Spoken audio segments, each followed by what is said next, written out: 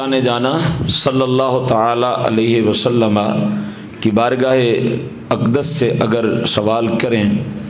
کہ حضور یہ ارشاد فرمائیں کہ اللہ تعالیٰ کے نزدیک یہ کیسی نیکی ہے کہ بندہ کسی کو راہ ہدایت کی طرف گامزن کر دے، اسے ہدایت کی کوئی بات بتا دے، چاہے وہ غسل سے وابستہ ہے، وہ وضو سے وابستہ ہے، نماز سے وابستہ ہے، کسی کو نماز کی ترغیب ہے، کسی کو والدین کے ادب و احترام کی ترغیب ہے، کسی کو بزرگوں کے ادب و احترام کی، مسجد کے ادب و احترام کی ترغیب ہے، کتاب اللہ کے ادب و احترام کی ترغیب ہے، یعنی کہ اس کو اچھی طرف جو ہے وہ بندہ گامزن کرے۔ یہ کیسی نیکی ہے اگر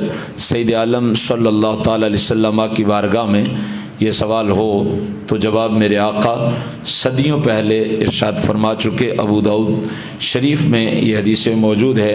میرے آقا علیہ السلام نے فرمایا واللہ لأن یہدی اللہ بہداک رجلا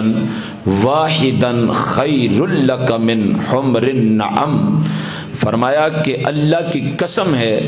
اگر تیری وجہ سے اللہ تعالیٰ ایک آدمی کو بھی ہدایت دے دے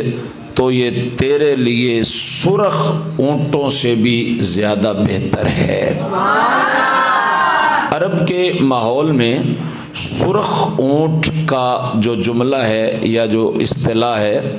یہ اس اونٹ کے لیے استعمال ہوتی تھی کہ جو رنگ کا بظاہر صرف سرخ نہیں ہوتا تھا بلکہ وہ مال کا لدا ہوا رنگت کا سرخ اونٹ بھی اہل عرب کے ہاں بڑا محبوب تھا، یعنی عربی لوگ جو ہے وہ سرخ اونٹ سے بڑی محبت کرتے تھے، مگر اصطلاحاً اس سے مراد یہ بھی ہے کہ سرخ اونٹ سے مراد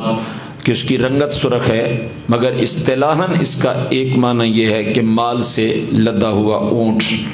تو حضور پاک صاحب الاولاق سیاح افلاق صلی اللہ تعالی علیہ وسلم نے ارشاد فرمایا